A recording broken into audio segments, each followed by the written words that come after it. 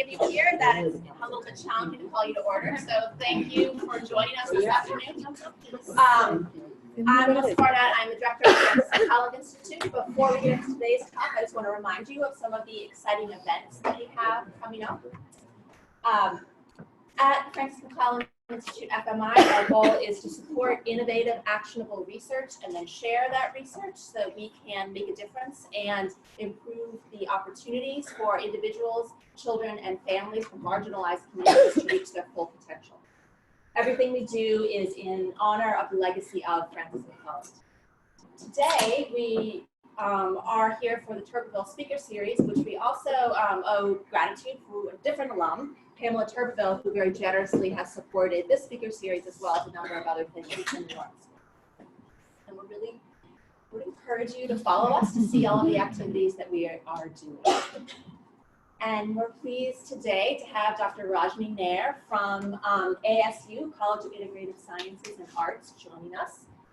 And Dr. Nair is a senior faculty at ASU. She received her PhD in Family and Human Development at ASU. Again, we think that's a good thing in this room to have collaborations at ASU. And she has her MS in Marriage and Family Therapy, and in fact is licensed and practicing in NFT. And we're really pleased she already knows many of you in the room, has been making real contributions already to our graduate program, and as a valued collaborator. So we're really looking forward to hearing what Rajni's going to talk about today. Thank you so much. Thank you. Kind introduction. Okay, I'm a Mac user, so I'm going to take a moment to orient myself here. Thank you all so much for inviting me here. Thank you to everybody for being here. It's always fun to come down here and share a little bit about myself and about the research. I'm actually particularly excited to talk about this research because it will be our first presentation of some of these results because they are fresh, hot off the presses. So that's also really exciting. There we go. All right, so I consider many of you here colleagues, and I'm really happy to be here to engage in a thoughtful conversation with all of you. And I really do hope that it can be a conversation. Feel free to interrupt me. Whatever dialogue, it doesn't have to be saved to the end necessarily. So when I was really approached about the talk, the goal was for me to present my current research focused on sociocultural school climate, which is what I will spend most of my time here with you today. But I know that several of you have sort of expressed some interest in my clinical work and what I do and my experience. So I just want to take a couple minutes to address that. In terms of my training, I have a clinical master's in marriage and family therapy, and I continue to work in the clinical space to the extent that my time permits. So that's about once a week right now. The bulk of my talk today is going to be about my research focus, but I thought it might be important to just touch a little bit on the ways my clinical work provides a firm grounding for how I think about the research that I do with Latinx youth and families. So I've worked for the past 5 years as a therapist in a very large middle school in West Phoenix.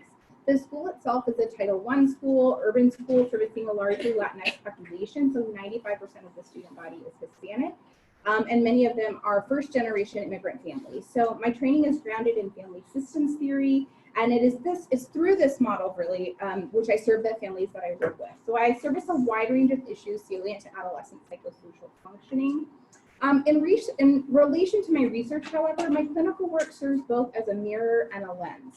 So what that means for me is that sometimes I see tangible examples of my work reflected in the youth and families that I service.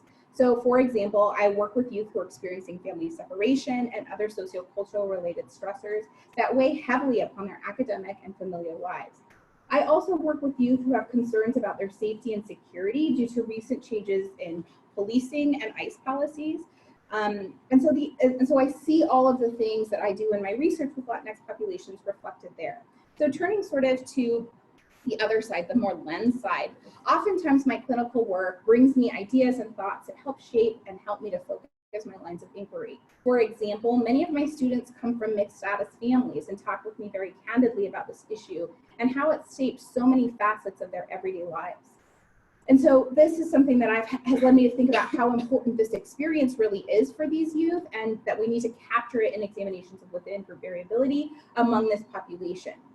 So another pivotal shift in my sort of thinking that is rooted in my clinical work really centers around the centrality of family. So I'm going to speak a bit more for this later, but my clinical work has underscored for me that the stressor experience that I talk about with youth but even among adults, are not honestly independent individual level events. More and more, I have come to see them reverberating in such meaningful ways across the family. And I'm going to talk a little later in my future directions about how this is directly affecting sort of a trajectory that I see myself moving forward on. Okay. So with that little piece of business taken care of, I'm going to really switch more into researcher mode and give you an outline of what I really want to talk with you about today. So I'll start with a little background of theory that informs my work, and then I'm going to try to give you a little bit of a roadmap for how I got to studying schools and school climate by sharing a little bit of my earlier work on sociocultural stress. And so from there, we can talk about my current work in the Voices Project, and I'll share exciting new data with you, specifically around the development of a new measure of sociocultural school climate, and I'll end with a few thoughts about what's around the bend for me. All right, so as many of you know, the Latinx population is a large and rapidly growing youthful population within the US. So even though we see the number of Latinx youth increasing rapidly, positive indicators of well-being have not kept pace. So for example, Latinx youth report some of the highest levels of illicit drug use, cigarette use, and alcohol use. Mexican American youth in particular are at elevated risk for experiencing depressive symptoms and risky behaviors. And Latinx youth have also some of the highest school dropouts rates and lowest post-secondary education completion rates. On the adult side, US Latino adults are at increased risk for physical and mental health problems. So such national level statistics certainly underscore the importance of work aimed at understanding the types of factors that can lead to these disparities and help improve outcomes for the growing population of Latinx youth within the US. And I'm critically invested in this goal. But I would also like to say that we should be cautious about drawing a singular description of a population that is increasingly heterogeneous. So that is, even though I'm here to give you, and I am giving you sort of these big broad strokes that highlight the need for research and clinical work for this population, I want to say that overall I approach my research with a more strengths-based perspective. So whereas I acknowledge the complex social and structural inequities faced by this population, I want to reject, and I hope we can all work to reject the notion that this population is monolithic. I want to underscore that many Latinx youth are successful and achieve, and Latinx families often offer their youth unique resilience opportunities in the face of these structural challenges. And so while that may not be the focus of what I'm talking about here, I want to say that it is something I'm also critically invested in. All right, so the body of my empirical work has been guided by two large theoretical frameworks. So first, my work is rooted in key tenets of Bronfenbrenner's biological model. So this model suggests that proximal processes emanating from interactions between an individual and the systems in which they are embedded shape development, and my work is primarily focused on micro and mesosystem level effects. The other large theoretical foundation for me is the integrative model of ethnic minority youth development, which suggests that components of an individual's social position, so today I'm going to focus on race or ethnicity, are linked to unique experiences, so for me those are stressors, not shared by those outside of that racial or ethnic group, and that in turn these experiences shape adjustment. So additionally, Garcia-Cole's model suggests that the context in which youth reside can be either promotive, inhibitive, or sometimes intriguingly both, depending on the outcome we're considering, right? So further, this model introduces the notion of adaptive culture that highlights the dynamic and responsive nature and changing nature of cultural practices. So they're not just the static thing, they're constantly being adjusted and recalibrated in families in response to what's happening around them. So in fact, my colleagues and I have advanced a set of propositions that serve as a framework in this special issue for the 20th anniversary in American Psychologists, thinking about the dynamic in nature of socialization practices in ethnic minority families and situating these same aspects of socialization in contexts that are promotive or inhibiting. Okay, so a brief overview of my previous work, which has really set the foundation for my current work on school climate. Okay. So a bit of housekeeping. In this presentation, I will use the word sociocultural stressors to refer broadly to stressful experiences that are tied to an individual's social position, and in this case, race and ethnicity. So this can include things like perceptions and experiences with discrimination, general racism, microaggressions, a culture of stress, deportation or detention threats, and even family separation.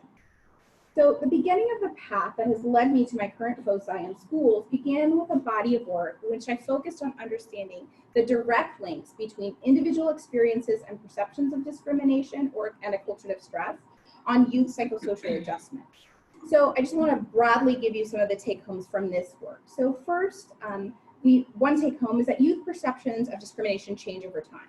So my collegial longitudinal work with Mexican origin youth across an 8-year period from early adolescence into early adulthood showed that there were linear declines in perceptions of peer discrimination across that timeline. So on the one hand, yes, great news, but also let's remember this is peer discrimination. And so part of it, maybe hopefully we could believe, is that these things are declining, but it also could be due to the increased ability of youth to self-select into peer categories and peer contexts and environments in which they feel valued and belonged, okay? So another sort of take home is peer discrimination experienced in adolescence can have impacts over time. So in the same longitudinal study that I was just talking about, we found that youth with higher levels of discrimination at time 1 reported higher levels of depressive symptoms and risky behavior at time 4. So that's 8 years later, right, than youth that had lower levels of discrimination. So these early adolescents who experienced discrimination remained higher and above clinical cutoff levels for depression and risky behaviors compared to their counterparts who had lower levels. And that's important because it was an experience that had impact significantly over time.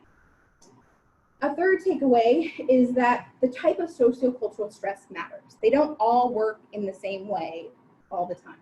So in a separate study, colleagues and I, we examined associations between discrimination and a culture of stress, so as separate domains of sociocultural stressors. And we found that they function uniquely in shaping youth outcomes. So for example, and this is a study of Mexican American adolescents, we found that peer discrimination was linked to changes in internalizing symptoms across a 2-year period, while English language hassles, which is common a domain of acculturative stress, was linked to changes in both internalizing and externalizing symptoms across 2 years.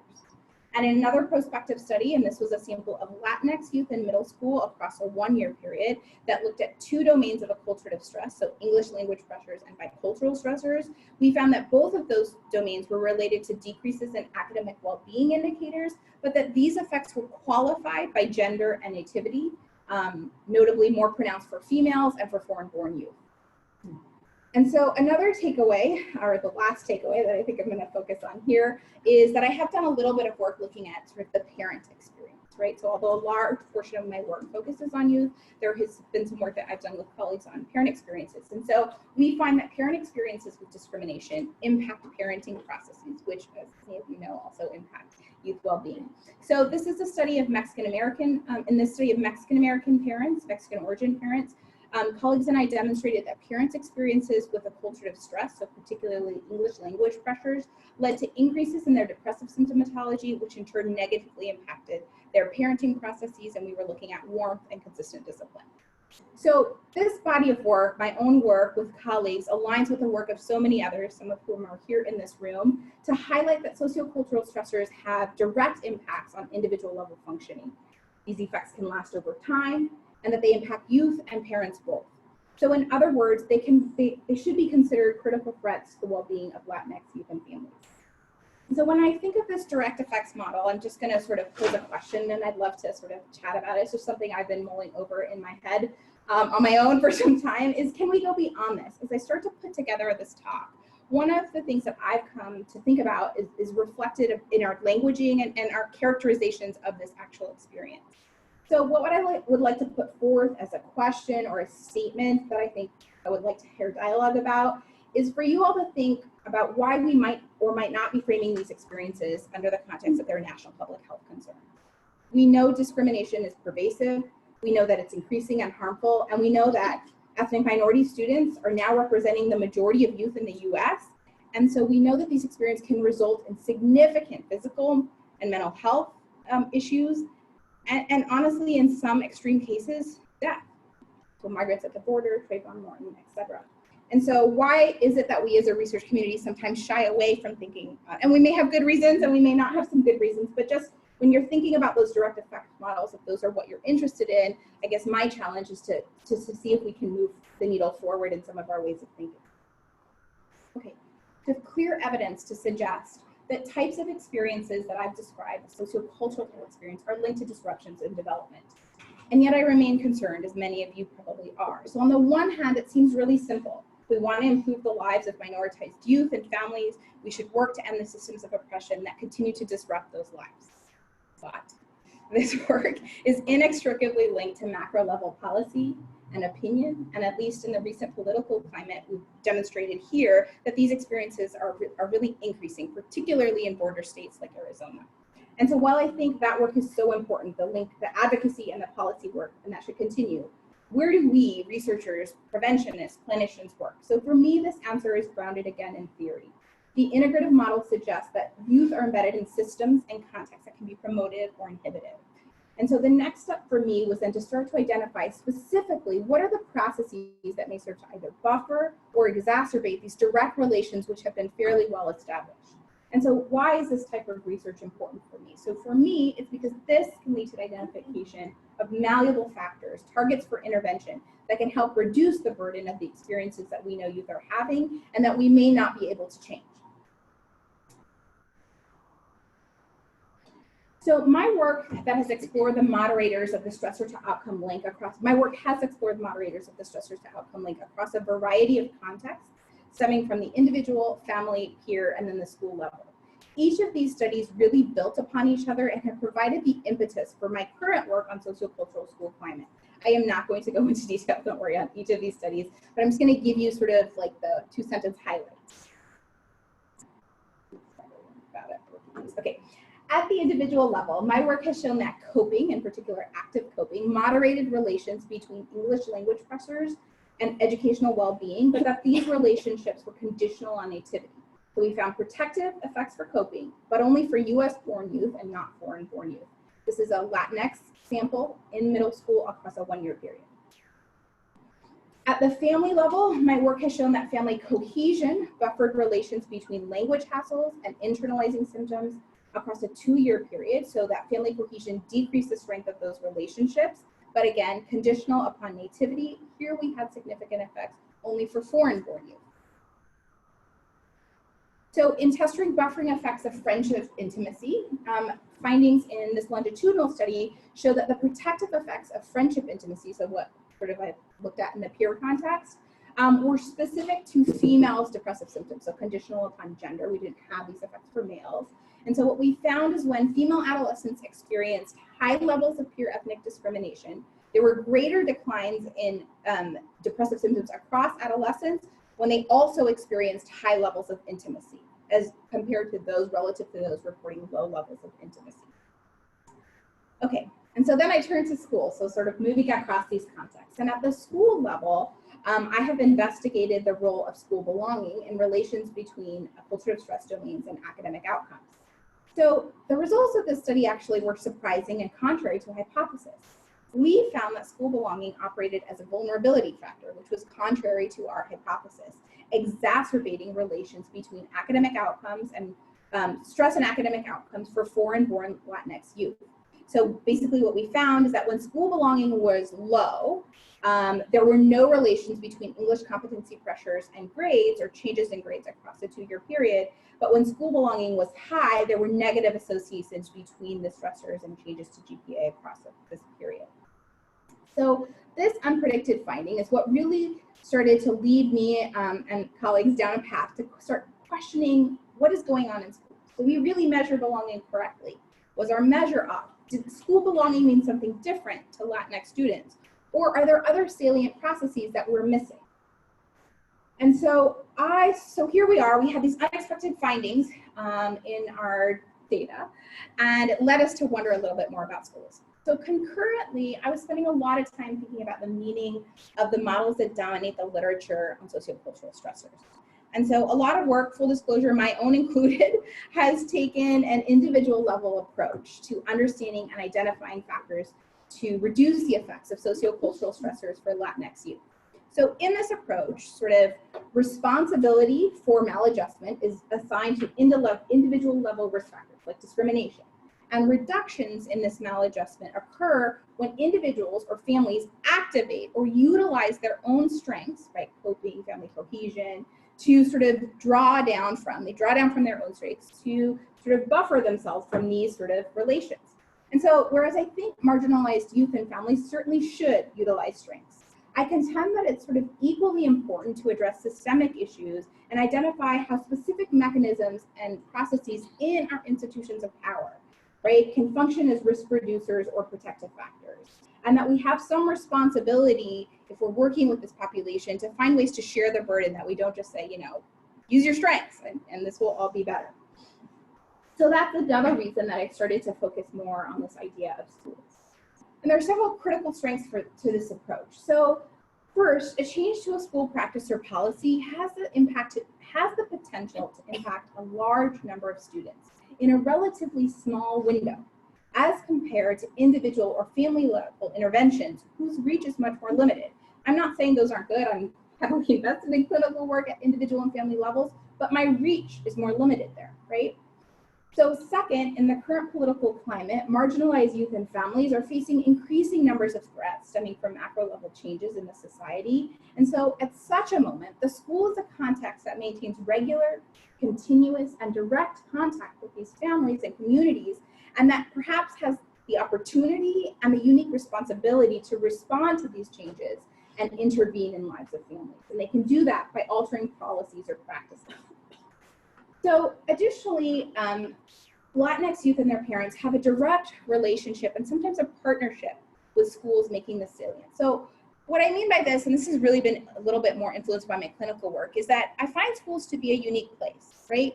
It's an institution that parents look to promote a positive outcome, right? That they're places that parents go to help them find success for their kids. Whether or not it works out, it's a whole different question.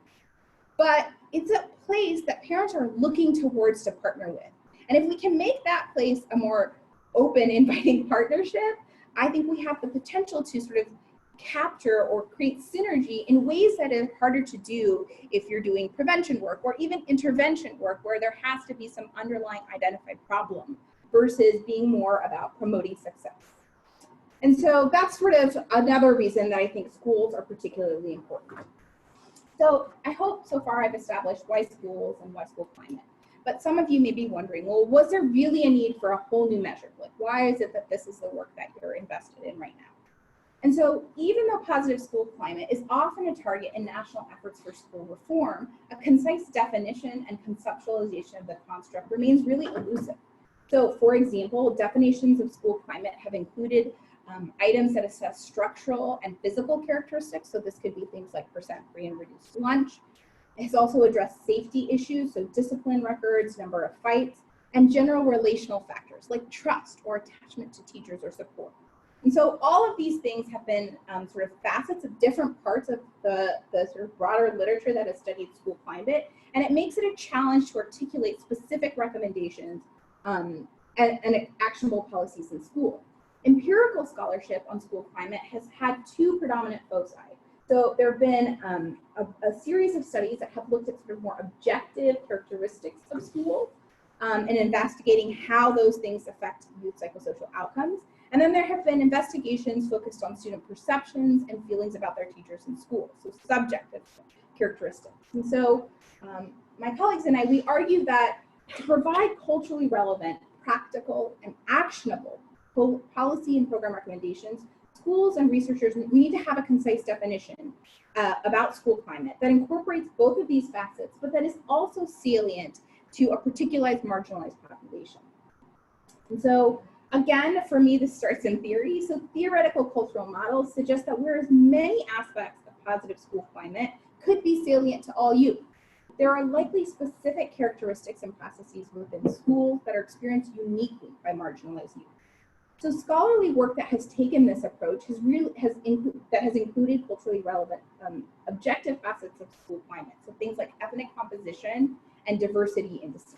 And this has generated a fairly diverse narrative. So the few studies that have evaluated Latino ethnic concentration, for example, have reported positive relations between concentration and test scores, but also reported negative relations between concentration and outcomes, so including things like alcohol use and teen pregnancy. Cross-sectional studies who have taken the more subjective route have found that subjective aspects of school climate, often called things like belonging, connectedness have been shown to be both unrelated to academic outcomes and aspirations, but also positively related to GPAs and educational expectations for youth. So, and it's important to note that sometimes these subjective measures combine items that are about like the general school climate, my teachers sort of care about me, with cultural aspects of school climate, which are sort of like my teachers treat everyone fairly. Okay, so they're sort of oftentimes combined. And so taken together, these studies suggest that both objective and subjective indicators of school are likely critical parts of youth phenomenological views. All right, so the varied operationalizations of school climate, along with these disparate findings, have hampered the ability of researchers to draw clear conclusions and create specific suggestions for intervention. The general body of work on school climate is fractured, as most studies have done either objective or subjective, combined items, general items with culturally specific items, and also work off assumptions that the current objective and subjective measures operate similarly across ethnic groups. So in recognition of this, we thought that using parent and youth perspectives, their own voice, to understand what is positive school climate for them would enable researchers to start to have a common language from which to theorize, hypothesize, and investigate how school level processes and mechanisms could be leveraged to increase sort of functioning in Latino youth. So that brings us to here. The Voices project that is current, actually I should say, we finally finished data collection last semester, so no more, we're out of data collection. So this is a mixed method study that I work on in collaboration with Dr. Delgado, who's here. So this is a mixed method study of youth and parents in a southwestern city. And so specifically, we used an exploratory sequential mixed methods design in which the qual study informed the development of the measure that was then used in the quant study. And so we, in our lab, sort of call study 1 the qualitative study and study 2 the quantitative study. And so that's sort of the terminology you'll see me use here. Okay. So I'm going to talk first about study 1, which is the qualitative portion. So a little bit about the participants. So we had 50 total teen participants in the qualitative study. 27 of them were male, 23 were female. 1 participant marked all gender options and 1 participant declined to answer. The average age of teens was 11.66 years of age with about a standard deviation of about 1. So we span the range of 6th to 8th grade. We had a total of 49 parent participants, 44 female, so a lot more mothers than fathers, as like many of much further, but in any case, the average age for parents was 39.32, and we had a fairly large standard deviation about time for their highest level of education was some college, but not graduated from college. And then we had 3 schools, and so we had a fairly equal representation across school in terms of numbers. 1 school had 18 parent youth sets, and the other 2 had 16. In terms of ethnic identification. So we asked youths open-ended questions and parents to self-identify their ethnicity. So we did not put in like categories that they had to pick, they were just allowed to identify. So amongst our youth, I'm not going to go into every single category, I'm going to sort of give you the big ones. So we had 16% of youth identify as Mexican, 28% of youth, which is our highest category, identified as Mexican American, 22% as Hispanic, 12% mixed race or ethnicity, and the rest of the categories, including other, white, and African American / Mexican, were less than 5% of our students. And these are just in study 1. Okay. In terms of parents, most common reported ethnicity similar to the youth, 33% identified as Mexican American, 22% as Mexican, 14% as Hispanic, 12% white, 6% Latino, and then under 5% was mixed of different ethnicities, and 8% chose not to answer the question. So I also want to sort of paint a picture for you of this community because it's a little bit unique. So there has been a lot of changes in this community over the past, I would say, about 20 to 25 years. 20 to 25 years ago, this community was a largely agricultural, more rural area. The past 2 decades have brought large shifts in this. And so now it's much more of sort of like a suburby type city with lots of brand new developments. And then still on the outskirts, we have some of the sort of rural, more rural sort of farming communities. Great. The other very interesting thing about the city is that it has a large local and federal law enforcement presence due to its proximity to several local and federal prisons. And so this was something really interesting that was often discussed when we sort of met with the superintendent of the district and how this shapes their lives. And so this is also something that is fairly unique. So we had a lot of, or we could have had students whose parents were working in these types of facilities at the time. So we had 3 schools, and I've given them sort of fictitious names here. So we had, and so what we did is we had a sort of walking tour of the schools prior to beginning data collection with the superintendent, and she gave us a lot of rich information. And so I'm going to share a little bit of that here with you so you can think about the schools. So Victory School is an academically performing middle school with a long standing history of being recognized for academic excellence and also for its involvement in positive school community. Additionally, in particular, the superintendent shared with us that several members of the staff, both in the administration and in the teaching force, have been nominated for awards and were really sort of exemplars in their community, both in the district and I think more broadly. School 2, Bloom School, experienced a significant change in leadership that started right before we began data collection. And so it was really interesting because the superintendent shared with us that the impetus for this leadership change was really because she and I think others had perceived the school to be too harsh. So there was a lot of harshness occurring between the staff generally, including administration and students, and also the school was not performing to the level they thought was capable. So in addition to data collection, the school was also undergoing transformations in terms of their staffing and their sort of foci, I think. And so it's important to know, given that we're talking about school level things. The last school, Caring School, was characterized by the superintendent as the school with the most challenges and the least amount of parent involvement. So, and those she characterized as being both challenges in the academic setting in terms of the school meeting the needs of the students and making the growth and the achievement scores that they wanted, but also in terms of the families that were at the school who came to the school with more challenges than she perceived families at the other 2 schools were coming with. So it was sort of in both those domains. Unbeknownst to us, what happened during the year we were in data collection was that there was a change of leadership going on. So we don't obviously know what all was happening behind the scenes, but there was some large changes that happened during the time that we were in the schools collecting data. Okay, so let me talk a little bit about the methods for our study.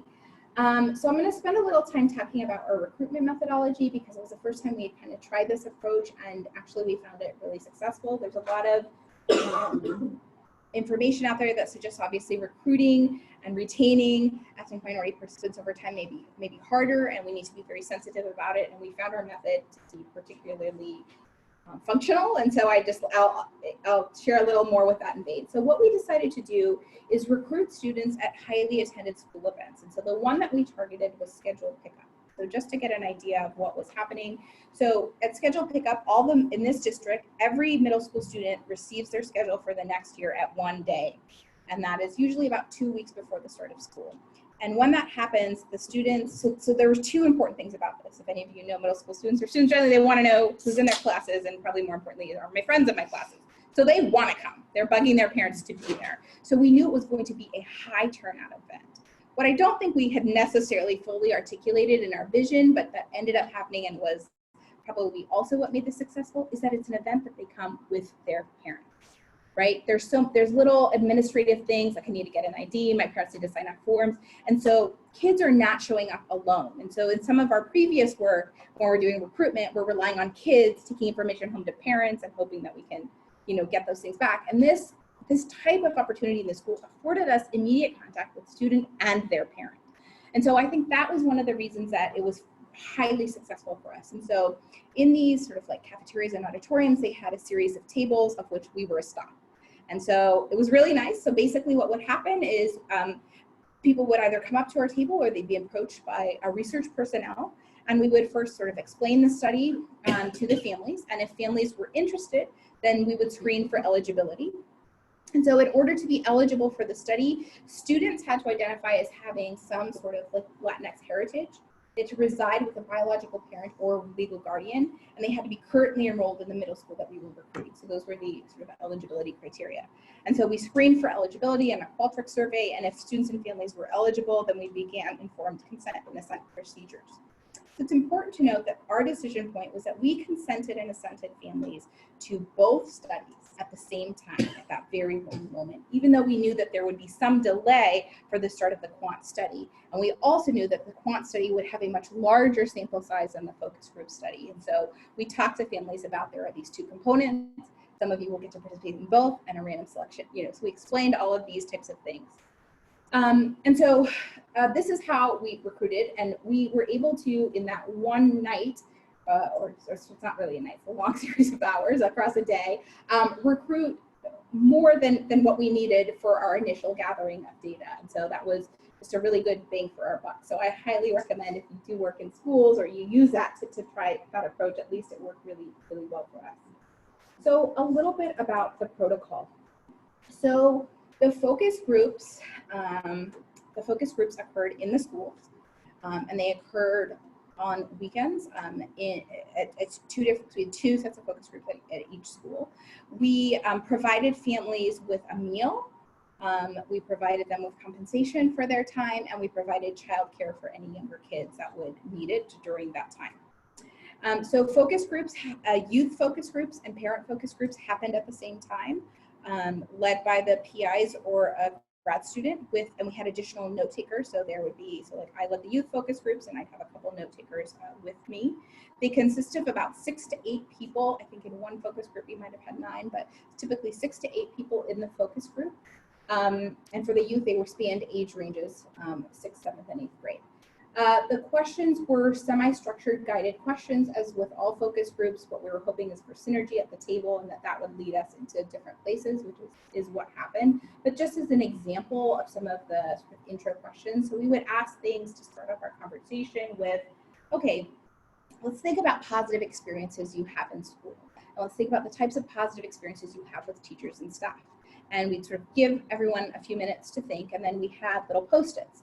And so we would ask students and their parents to write down one word that would describe those things that they had in their mind. And so then we would take these Post-its and we would use like a whiteboard and we would kind of put them all up there. And we would ask students, okay, so look up here, what do you see? And we'd ask them to start grouping. Okay, which words fit together and why? And so then we sort of, you can imagine like sort of themes or clusters of words around each other. And then we would go back and say, okay, so let's talk about these. What do these words actually mean to you? And it was sort of in this time that they would share more rich detail about the particular experience or event that they had recalled. And so we would go through that we did positives, negatives, and we did teachers and sort of staff, and then we did peers. So in all of those kind of categories. And at the end of all of these sort of, after we kind of discussed them, we would say, okay, well, before we move to the next part, so before we switched from positive to negative, we would say something like, are these things that we just talked about, do you think they have anything to do with race or ethnicity, right? And then students would comment. I should note for students, we try to, because those words don't mean a lot to kids, they don't talk about race and ethnicity in the ways that we do. So what we do is use this, we have them write on the back of a card what their self-identified ethnicity was. So I would say something like, do you think any of these words have anything to do with that word that you use to describe yourself on the back of the card, so that we weren't putting words on them and so that they also had something to orient themselves around. I'm not going to talk a lot about the online survey. It was a quant survey, but I'm not presenting data from that. Well, I'm presenting very little data from the quant survey, so I'm not going to go into, but I will just say that the online survey could be completed in 2 ways, via an email or text, and you could do it on your device. Or we also had a couple of nights we were at the schools in their computer labs, so if people didn't have digital access on their own, they could come in and do it there. And just in terms of compensation, $25 per participant for the focus groups and $20 per participant for the surveys. All right, so analyses. So I'm going to talk a little bit about the focus group data. So we went through thematic analysis and I'm going to talk about what we've done with the focus group data that really particularly has to do with measurement development. Obviously, there's a lot of rich focus group data that we could ask a bunch of other questions that would have a whole different analysis plan. And so we used thematic analysis through till saturation. And we had a coding team, some of who are in the room here. And so we had a coding team, and we were sort of aware of our own sort of positionality and biases as we did this. And so what we would do is that we would read through the transcripts, and we would sort of say, okay, what are in these transcripts have to do with school climate? We would come up with codes, and we would code them until we had saturation. Then we would have these meetings and sort of review. That was our process over time. So let me talk a little bit about sort of the first round of this. So in the first round, we have just 3 big overarching themes kind of emerge. One had to do with culture or racism. The other had to do with relationships, and the last had to do with victimization. And so, you know, I said previously, like one of the important things of our coding team was to be aware of some of the biases. And here's an example. So part of our bias was that victimization is important. We know that this is happening in schools, and it's something that affects the lives of youth. And that field looms really large, and there's a lot of great work going on in there. But it's not our area of expertise. And so what we made a conscious decision or bias to sort of separate that from what we were looking at in terms of sociocultural school climate, and really focus on what are the unique things that are not tied to these larger, more victimization based. But I want to say that those themes were there in our focus groups. It's just that we are in this measure development consciously making a choice not to focus on them. So taking out victimization, we had 5 key themes emerge during our coding for school climate. We classified these themes into 2 overarching domains. So over here we have sociocultural, and over there we have sort of relational elements. And so for today, just because I don't have hours and hours, I am going to talk about the cultural themes. I think that those are probably the most interesting to and most relevant to some of the work that I'm doing. But I'm happy to talk about the relational aspects that emerged in any of the Q&A because they were also there. So I'm going to sort of try to hit on each of these themes. And so overt sort of racism experiences. So what this theme really meant to us were experiences where youth or parents received direct messages about being other. These messages were said and delivered in aggressive or threatening ways or disciplinary ways. And so that's how it made them, that's how they were classified for us as overt. I'm not going to read all of them, but I will give you sort of a prototype. So we were all, like every time we tried to move, like my skin color tried to move with a different skin color, she, that's the teacher, was like, no, you guys don't belong together. And she moved me back.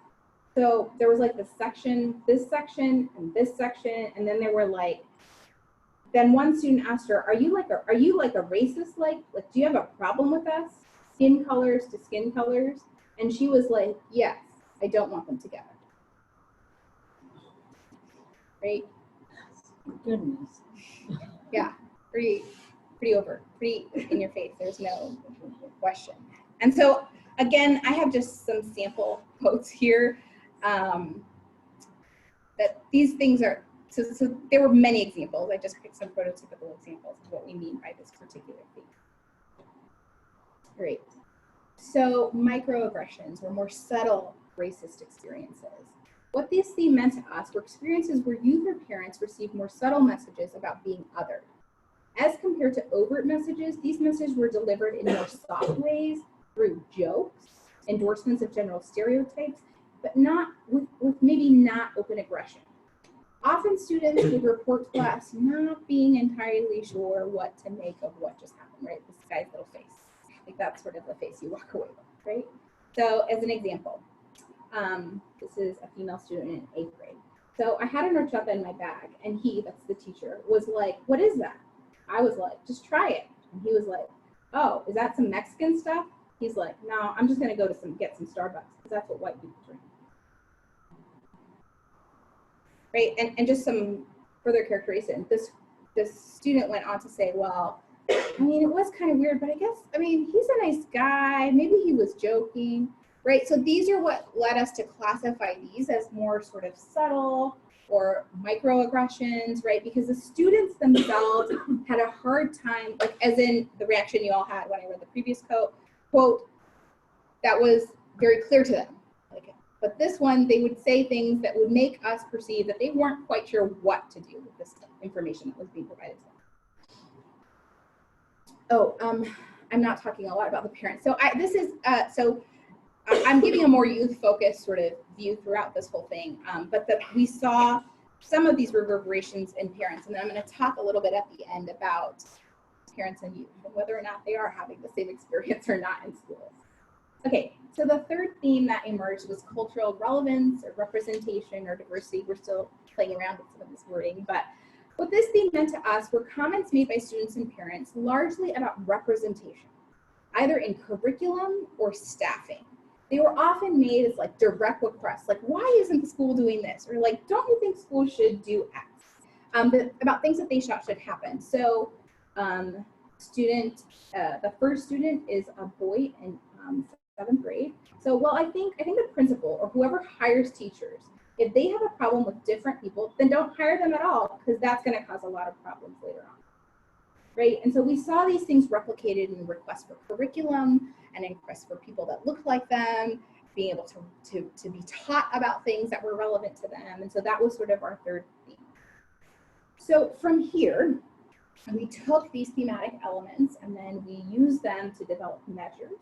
And so I'm going to talk a little bit, show you a little bit of some of the items from the measures that directly flowed from there. And then I will hopefully still have time to show you a little bit of the quantitative results and talk about future directions. We're getting there. All right. So these were items that we sort of, and so I should say there's a lot more items. I tried to just give us some examples. So remember here we're talking about the overt racist type experiences. And so we try to capture things because there was a lot of talk of skin color that came up. And so we try to capture skin color. We try to also capture language. And then obviously the prototypical sort of talking really negatively about a particular ethnic group or label. For the second theme of microaggressions and subtle racism, we wanted to incorporate this idea of jokingness or sort of more of this like unsure sort of type experiences that students were having.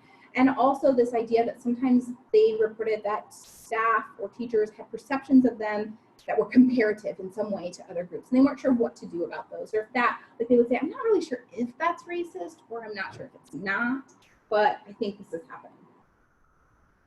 And then of course we had items that were specifically related to cultural relevance and diversity, both in terms of, do I see myself represented here? And also, do I see myself represented in what I'm being taught? Okay.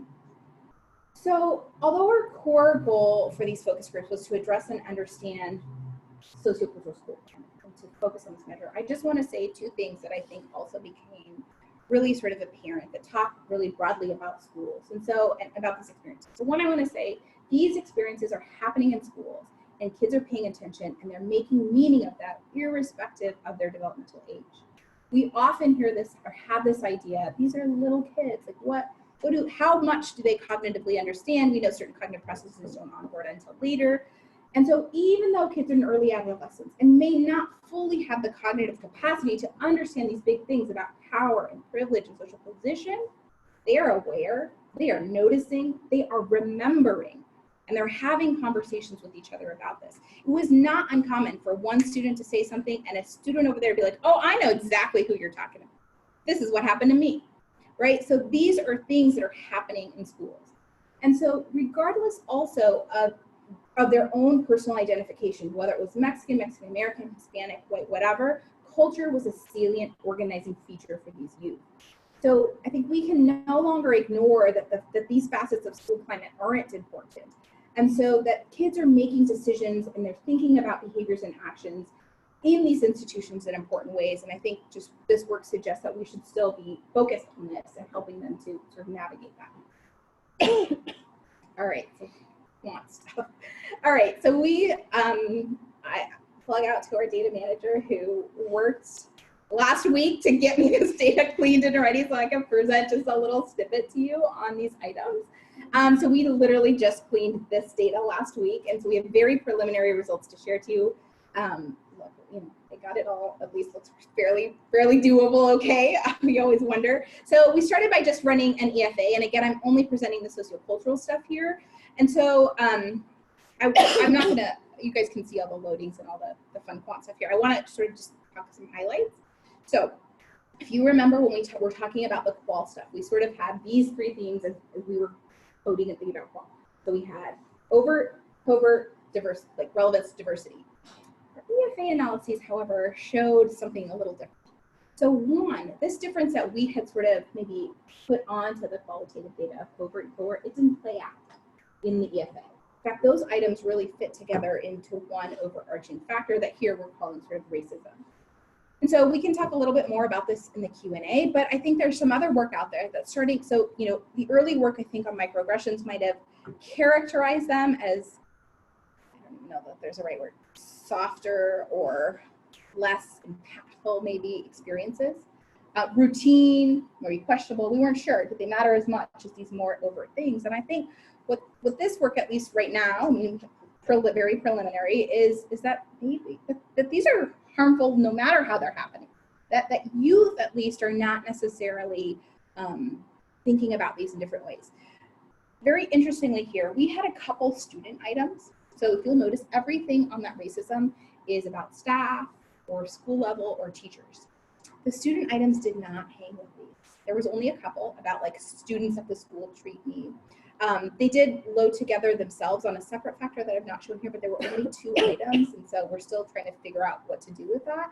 But I think that also says that there's something different about these experiencing happening or emanating for people who are in a position of power over me than people who are my peers. And so just to recognize, even though it's not on the slide.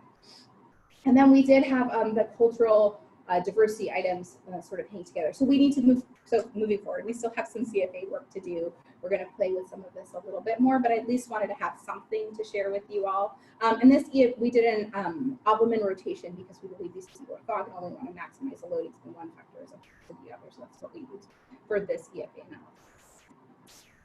So I'm close in terms of future directions. So I'm going to talk first about future directions, in particular for sociocultural school climate. So our next steps really sort of look like this. So generalizability and validity testing. We included several current measures like teacher attachment, school attachment, to ensure that our measure is actually still valid and is working in the ways that we think it should. And we're hoping to look at more generalizability beyond this particular sample. We're also hoping to do some within group variability assessments with this measure. We have also data, that's what we finished collecting in the fall, teacher perspectives on school climate. And so we're hoping to triangulate parent, youth, and teacher just from running focus groups. They're very different, as you might imagine. And so trying to think about what meaning to make of that and trying to include a more sort of understanding of what all this means when people are all in the same space, but really having drastically different experiences. And then this idea of contrasting parent-youth perspectives. It's really important, I think, for me to highlight that youth talked about a lot of stuff, lots of experiences that were highly alarming. Parents rarely mentioned the same experience. So, what does that mean? Does it mean that there's not a place that parents and youth can have these conversations? Are parents not asking? Are youth just not telling? What does that mean? That parents are unaware of some of these gasp level experiences that have happened to their kids and maybe happening daily, right? And what do we do around that? Like, what are the things that we can do to move the conversation forward to family?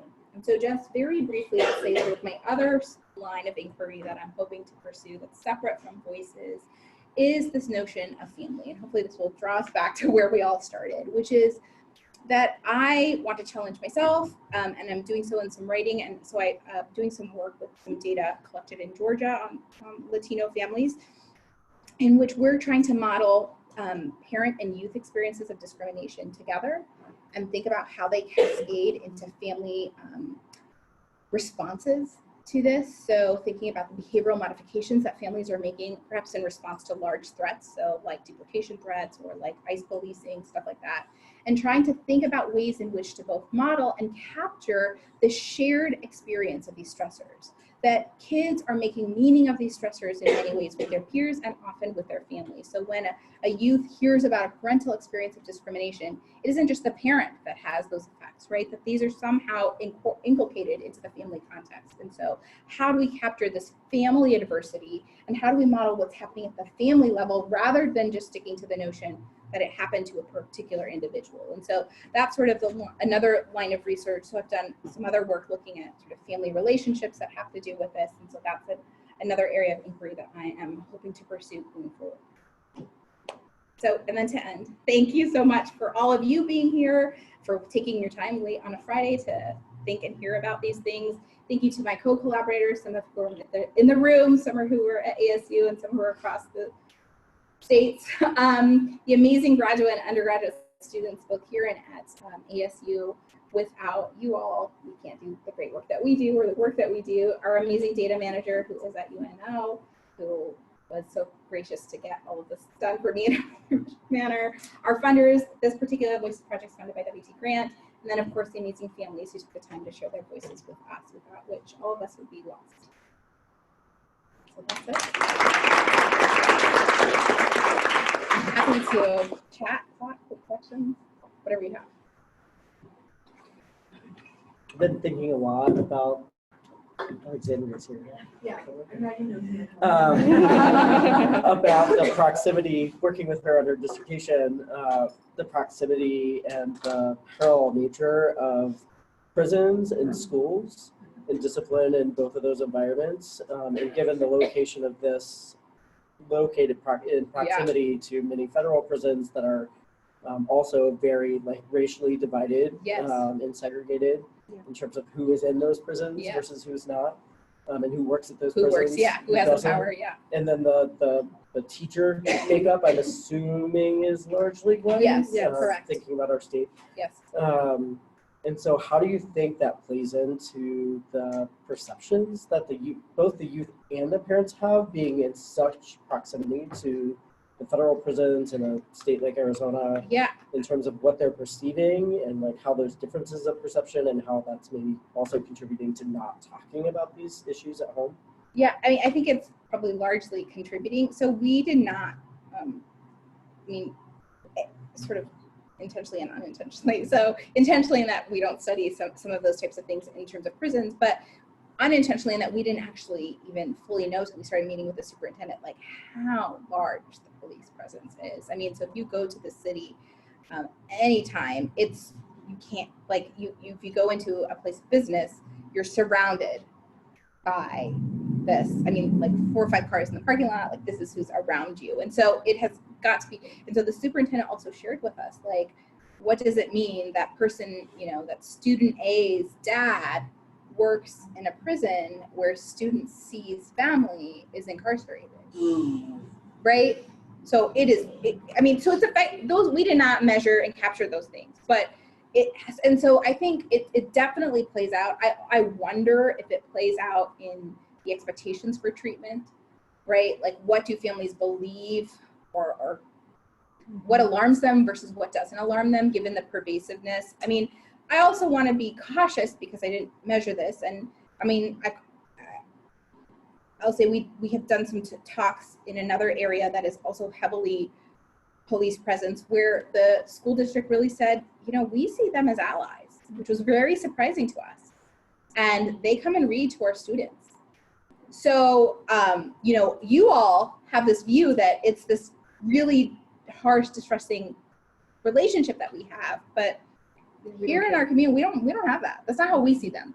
So because we don't, we didn't measure this at all. I can't speak to it. Do I think in terms of I do wonder what types of attitudes does it allow teachers to have about their students? How does it impact their beliefs? I mean, we have not even got the transcripts back from our teacher focus groups, but there was a lot of language, those people, these kids, those families. And I think maybe some of that could probably directly be influenced by the things that you're saying. And I think, if people are interested in capturing some of these unique experiences, it's an area that is ripe for exploring that. So you said the teachers saw them as partners and the staff and the administrators of the school? In a different area, yeah. This is a completely different area. So you could geocode.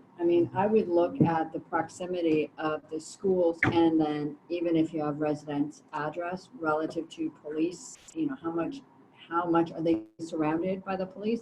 Because if the administrators are seeing them as allies, that doesn't mean the kids or the families see them as allies. Yeah, I think that would be true. So I can probably share the second place. So we haven't collected data there. So this was Nogales. This was the border. This was, oh. And I thought it was Casa Grande. And so the place, so when we went, we were trying to think about partnering with Nogales to expand generalizability and test this in a border town, right, versus a more suburban city. And we were really shocked when the superintendent was like, the Border Patrol, you all think the Border Patrol is terrorizing our families. They're our friends. That's not how it works here in Nogales. The families are not scared of Border Patrol. How much is the ethnic composition of the Yeah. police force there versus?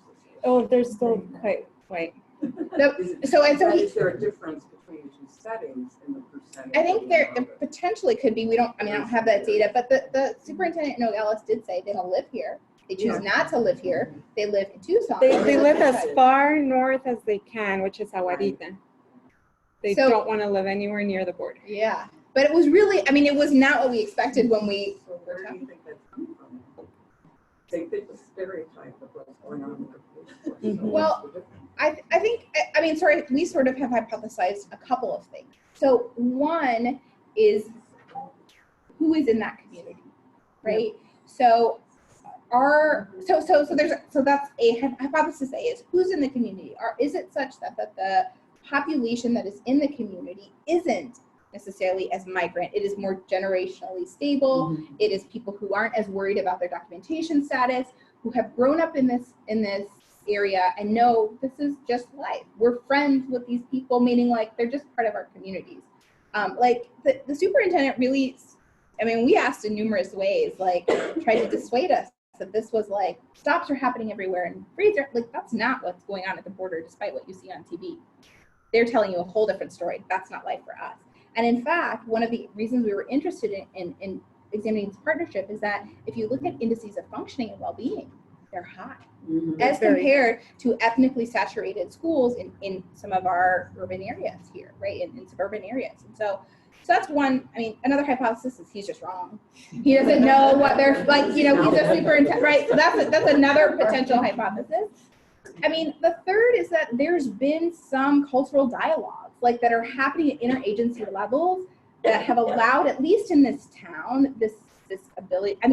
We're very interested in figuring out what is it. So that is a great question, and I wish so our goal in building this partnership is to be able to understand, well, what is happening? And the anecdote is they say it's even different between Nogales and Rio Rico, Yeah. which only 15 miles north. That it's Yeah, really you need to do a the focus groups with the border bounded. Yeah. Like that, such the fence. Like you see the fence, it's policed 100%. I would do those focus groups with the Border Patrol. I was thinking the exact same thing. We should do focus groups. Yeah. Oh yes. No, seriously, what are they On the thinking? person's Have you considered the impact of the research with first generation parents and the perception of social class in Mexico, and then transferring their perception of their social class in Mexico to systems of education, systems of authority like police, or even just administration in the schools? So can you tell me a little bit about what you mean when you say their So, perception of their social class? I'm a volunteer in PTA in school here in Tucson. Okay. In Sunnyside.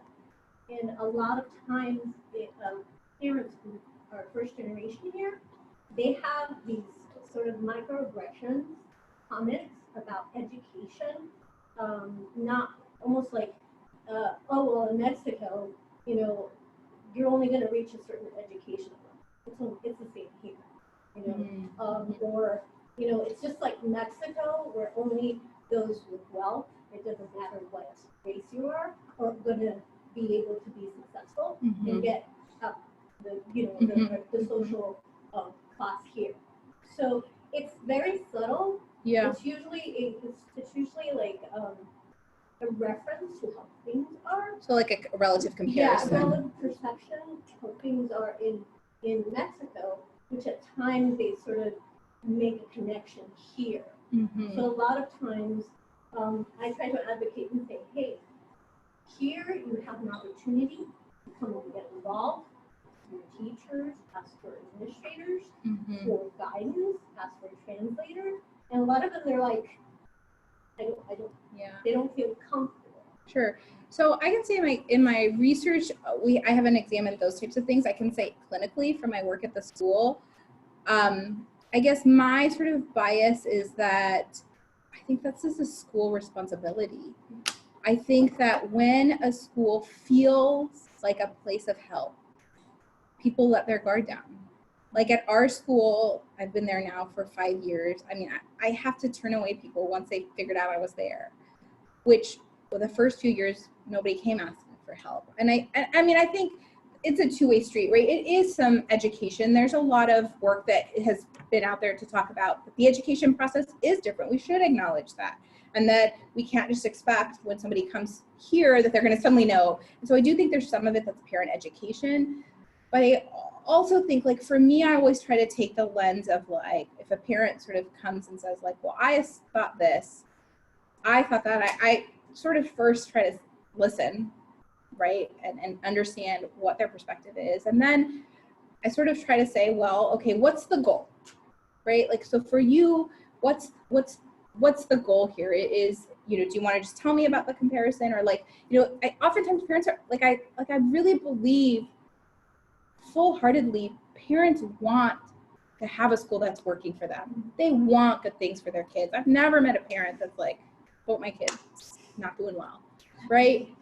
And so I think, unfortunately, sometimes schools haven't been a place that have been inviting, and so they bring those previous experiences to whatever school they're in. And so when a parent comes off gruff or particularly like, I didn't know this, or like, what do you mean I need to do this? Or if those are the types of things, I really just try to frame it for myself like they've probably never been given the opportunity to be heard.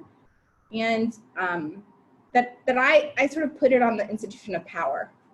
Regardless of the socioeconomic status of the parent, we're in power. People who work in schools have power over their children, whether we want to acknowledge that or not. And so we have a responsibility to, in my view, say, okay, I can hear you and I can meet you at some level. Does that always work out? No. You know, like, you know, I'm also a realist. I know that doesn't always work out. I also know sometimes I can try really hard and somebody's going to be upset with me, and that's okay. And so I guess that's sort of more how I've seen it. I do think I work in a really unique school. Our parents come to us for protection from ICE. Our parents talk to us about their documentation status. It is not a place where they don't feel safe. But I think there are schools that don't feel safe, and parents are going to come asking a question in a really different way because maybe they don't want to say why they can only ask this question, and this is the only way they can express it. And I try to approach it from that lens. I guess I don't know if that answers your question. Yeah, it does, but for me, it's more like, how do I say it? It's almost like they're not necessarily hesitant to approach and ask questions. Mm-hmm. It's almost like, how do I say it? It's like the teacher is in a power of authority. Mm-hmm. That in Mexico, they almost describe, you don't question the teacher Oh. because it's a social class. Gotcha. You know? And Yeah. so when it comes here, they feel hesitant to approach a teacher and question Yeah. their decision. I think, okay, so yes, I think there's a lot of anecdotal work and quality, early work that would support that notion. I want to push back on it just a little bit. I think that parents are involved. They're just not involved in the ways that we as Americans think you should be involved. And so I think that's just like educate, even students, right? I mean, I don't think a lot of our students feel empowered to go tell a teacher, like, why am I getting this grade? Right? Mm-hmm. Because they may have some beliefs about what power hierarchies mean that may or may not be rooted in family culture or broadly race ethnic culture.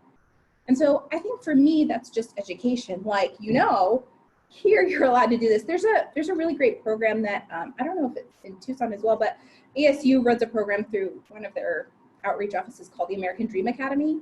And this program goes into schools, and I don't know all their criteria, but it's also a clinical trial of some sort as well, like of this program or intervention. And they teach parents, and they do them in English and Spanish, about what is the American school system? How do you advocate? If your goal is college bound for your kid, and they start in kindergarten, and it's 16 weeks of classes, I believe, that parents go to, and they teach them, okay, these are in the US, here's what people expect for you. This is why they define involvement. So I think part of it is just like, I think they are involved, they just may not be involved in the ways that we've typically measured involvement.